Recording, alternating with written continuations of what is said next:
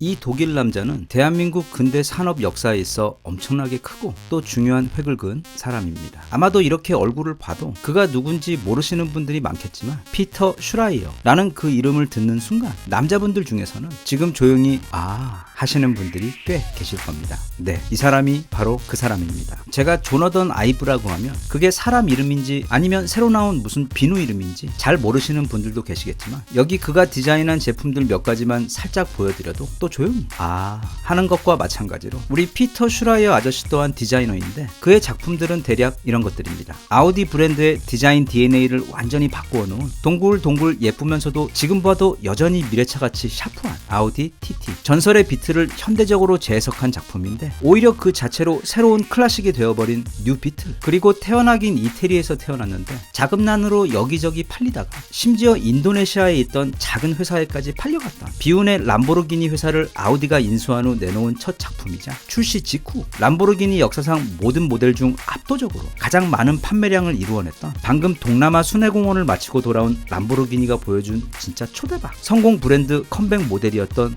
바로 전투 황소 무르시엘라고 모델입니다. 그리고 그 동생 가야르도까지 대박을 치며 이후 람보르기니라는 회사는 지금 우리가 알고 있는 것처럼 전 세계에서 가장 섹시한 브랜드 중 하나로 빠르게 자리를 잡게 됩니다. 이처럼 피터 슈라이어는 산업 디자이너, 그 중에서도 자동차 전문 괴물 디자이너로 그의 마법을 통해 보잘것없던 브랜드였던 아우디가 오늘날 독일 3사라고 함께 불리며 벤츠와 BMW와 어깨를 나란히 하는 회사로 컸고, 폭스바겐은 전에 없던 막대한 매출을 쓸어담는 지배적인 기업이 되었으며, 그리고 왕년의 슈퍼스타 람보르기니는 그를 통해 새로운 그리고 더 짜릿한 제2의 전성기 삶을 누리게 되었을 정도로 그는 디자인 하나로 단지 어느 특정 자동차 모델을 성공시킨 게 아니라 아예 하나의 브랜드 자체를 일으켜버리는 괴력을 발휘합니다. 저도 살면서 디자인이 가진 강력한 힘을 매일 경험하곤 합니다. 예를 들면 조인성과 저는 단지 외부 디자인만 조금 다를 뿐인데 살아가는 세계가 아예 다릅니다. 이게 차량으로 본다면 우리 둘 다 기능도 다 멀쩡하고 잘 달리고 또 일부 옵션에 있어서는 제가 분명 조인성보다 나은 부분도 아주 없지는 않은데도 단지 그 외부 디자인 차이 때문에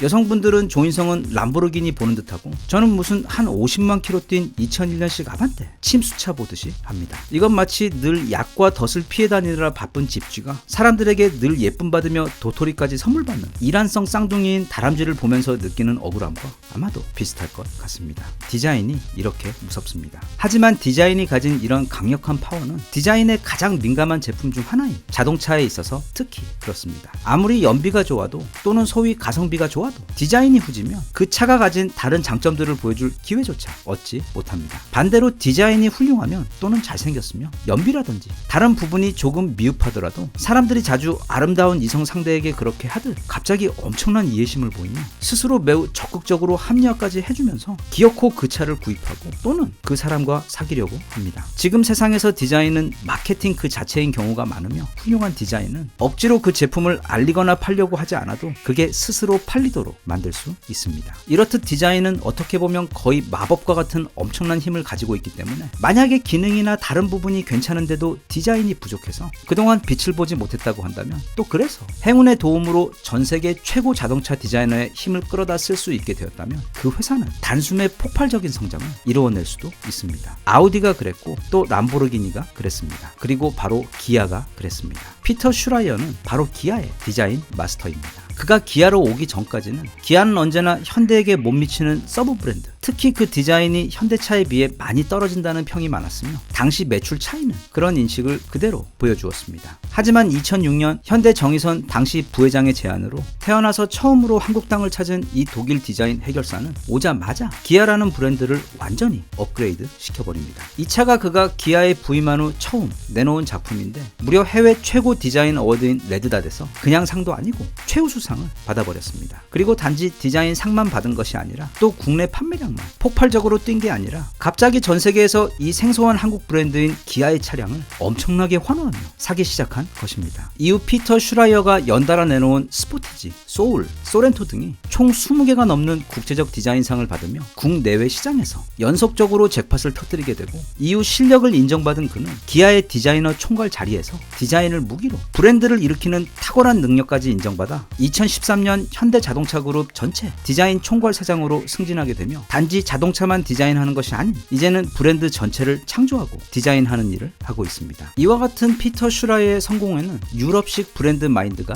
있습니다. 유럽에서는 뭐든 한 곳에서 꾸준히 오래 이어온 브랜드들이 많은데, 그래서 그 브랜드들은 다들 자기만의 고유한 디자인 특징을 가지고 있습니다. 요즘 좀 많이 징그럽게 커진 듯 싶은 두 개의 콧구멍은 그게 100m 밖에서도 BMW라는 것을 보여주고, 포르쉐 911의 시그니처 루프라인은 세단인 파나메라와 무려 SUV인 카이엔에도 그대로 녹아있으며, 롤스로이스의 파르테논 신존 형태의 웅장한 그릴이나 아우디나 폭스바겐 또한 각각의 모델들이 크기는 달라도 그게 하나의 패밀리 안에 속해 있다는 아주 분명한 디자인 DNA를 가지고 있습니다. 하지만 이렇게 말해서 좀 미안하지만 피터 슈라이어가 오기 전 현대 기아차들은 이름은 그대로 늘 소나타, 그랜저 또는 아반떼로 같았지만, 매번 새로운 세대의 모델이 나올 때마다 그 디자인들은 마치 다들 아빠가 다른 형제들처럼 바퀴가 4개 달렸다는 것 외에는 이렇다 할 공통 DNA를 찾아볼 수가 없었습니다. 그래서 피터 슈라이어는 이제는 누가 멀리서 봐도 단번에 기아차라는 것을 알 정도의 브랜드의 디자인 아이덴티티를 만들어 낸 것입니다. 최근 나온 현대차 그리고 기아차를 보면 디자인이 상당히 훌륭합니다. 이건 주관적인 의견이 아니라 세계 자동차 업계에서도 최근 들어 꽤 오래전부터 한 목소리로 인정하고 있는 부분입니다.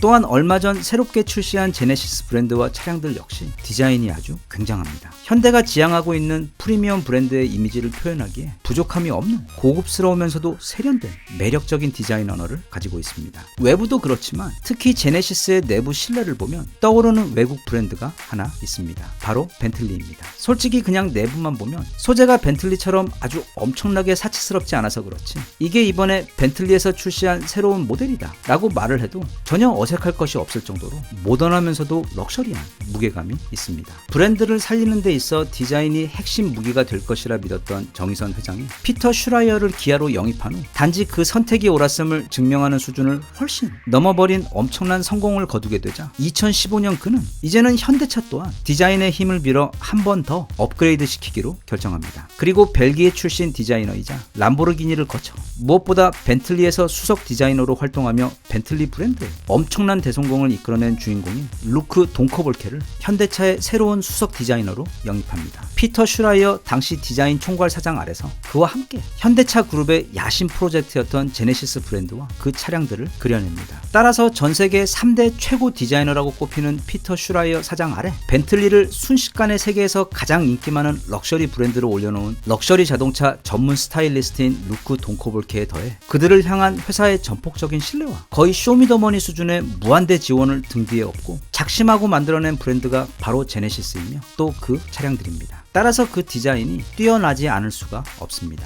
과거 폭스바겐 GTI가 가난한 이들의 포르쉐 역할을 해주었던 것처럼 현재 제네시스는 살짝 저렴이 버전의 벤틀리 역할을 톡톡히 해내며 전 세계적으로 엄청난 성공을 이루어내고 있는 것입니다. 피터 슈라이어는 얼마 전 독일과 한국에서 그의 디자인 인생을 담은 자서전을 펴냈는데 한국어판은 윌북에서 맡아 출간했습니다. 이 책은 그냥 텍스트로 읽는 책이 아닌 거의 미술책 또는 인테리어 책에 가까울 정도로 엄청 예쁩니다. 그 자체로 하나의 인테리어 소품이 될 정도로 유니크하면서도 매력적인 책인데, 피터 슈라이어 디자인들이 단지 눈의 즐거움을 위한 것에 그치지 않고 기능적인 힘을 함께 가지고 있듯이 이 책에는 피터 슈라이어의 인생 이야기 외에도 아우디와 폭스바겐을 거치며 축적한 디자인과 브랜드를 대하는 그의 철학과 전략들, 그리고 무엇보다 그가 기아에 부임하며 난생 처음 한국에 오게 되면서 경험하게 된 한국 문화와 한국인들에 대한 커다란 놀라움에 대한 이야기들이 많이 담겨 있습니다. 종종 외국에서 부임해온 거물 외국인 경영자들의 경우 한국 문화를 배우려고도 또 이해하려고도 하지 않으며 마치 물 따로 기름 따로 일정 기간 기계적으로 자기 역할만 하다가 돌아가는 경우들이 있었습니다. 그런데 피터 슈라이어가 이 책을 통해 한국에 대해 남긴 여러 이야기들을 보면 그는 시인이 그렇듯 세심한 관찰에 익숙한 전문 디자이너답게 우선 한국과 한국 문화를 진심으로 배우기 위해 엄청나게 노력했습니다.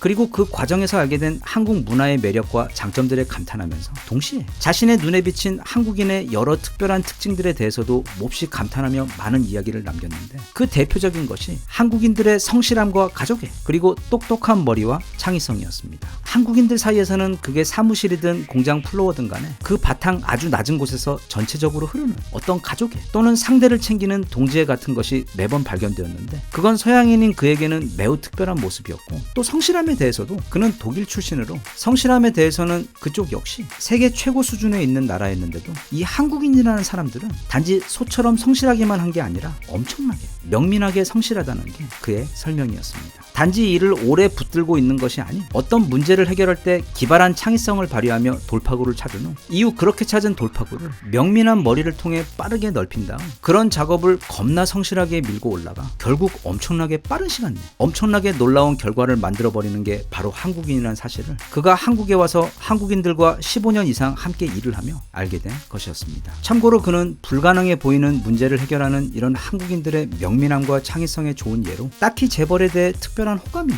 존경심 같은 것이 없는 제가 개인적으로 LG 분들과 함께 거의 유일하게 좋아하고 존경하는 사람인 정주영 할아버지의 이야기를 피터 슈라이어는 꺼냈습니다. 1970년대 말 정주영 할아버지는 서산에서 초대형 간척 프로젝트를 진행하고 있었습니다. 그때 무려 270m짜리 방조제를 설치해야 했었는데 해당 지역의 해류가 너무도 빨라서 이게 공학적으로 아무리 계산을 해봐도 가능한 방법이 나오지 않았던 것입니다. 모든 전문가들이 달라붙어 이리저리 고민을 해봐도 현실적으로 그곳에서는 해류의 속도를 늦추거나 또는 그것을 해결하고 방조제를 설치할 방법이 전혀 없었습니다. 그런데 그때 정주영 할아버지는 한 가지 희한한 아이디어를 내는데 폐선이 되어 이제는 사용하지 않는 거대한 유조선을 어디서 한 척 가지고 와서는 해류가 가장 빨랐던 바로 그 수면 아래로 가라앉혀 버린 것입니다. 그리고 정말 마법처럼 해류를 잡아주며 이후 일사천리로 해당 프로젝트가 성공적으로 진행이 된 이야기를 꺼내며 그는 이런 한국인만의 뛰어난 창의성과 명민함이 발휘된 사례들을 한국에서 한국인들과 함께 일을 하며 반복적으로 목격하게 되었다고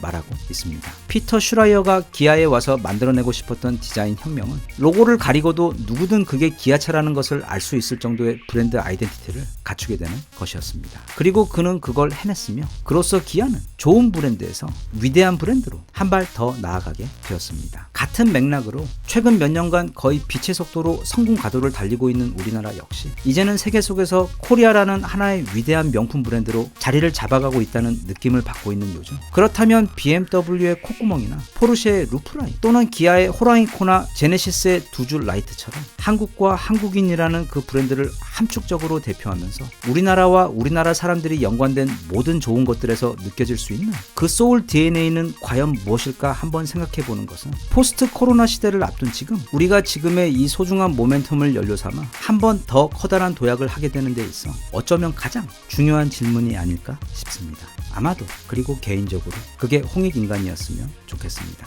대한민국 만세. 감사합니다.